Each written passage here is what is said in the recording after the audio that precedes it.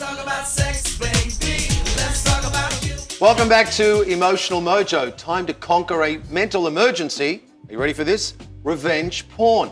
It's becoming a common trend, taking nude or sexually explicit photos of yourself and then sharing them with your partner, like this. Whoa! All right.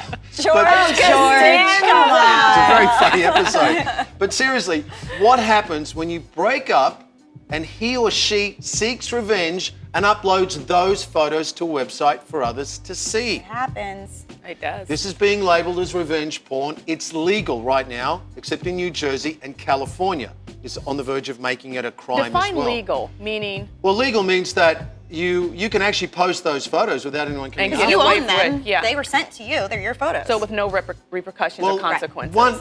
Let me share this story, then it'll make more sense. One victim is speaking out about it. We shared intimate photos back and forth, and right when we broke up, he changed my Facebook profile to a nude photo of me. 6 months later, he posted several of those photos up on a website, amihotnornotnude.com. And then years later, he made my material go viral when he found out that I was dating somebody new. Now, the interesting thing about this Yikes. specific case is he also put out all of her contact information, her Gosh. name, her email address, and her work location. This raises so many questions, and of course, as you can imagine, my take is slightly different. You have to ask the question, well, is she a victim? She is, because he put her name, her address, or her email and her work location. However, notice what we're calling this, revenge porn. It's a pornographic photo. There were photos of her actually engaging in self-stimulation that she shared with her boyfriend. I can't make you a victim of porn if you don't give send me it. the photos. Right. So Right. a victim to me is someone that is completely helpless. But you've given me something.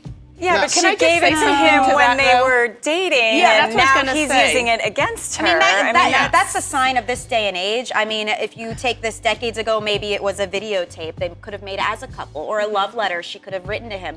He's taking something personal. It doesn't make her a bad person.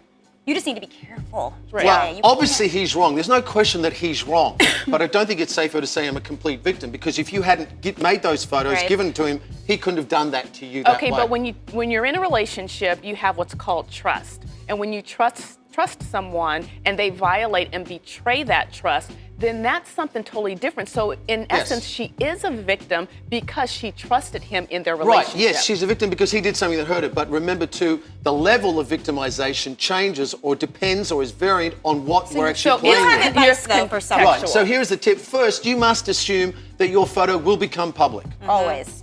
Even if the boyfriend didn't do it deliberately, his phone or computer can be hacked or stolen and someone Okay. could have uploaded those photos. Beware if you're actually taking the photos, just trying to get the other person's approval. Oh, I want to please him. Finally, ask yourself this question. Can you trust yourself Which goes before back you to can even trust him? Yep. Because he might do something to you and you might hurt him as well. I recommend you Okay. just use Skype, because once it happens, it's gone. There is no record. There you go. Just saying. All right.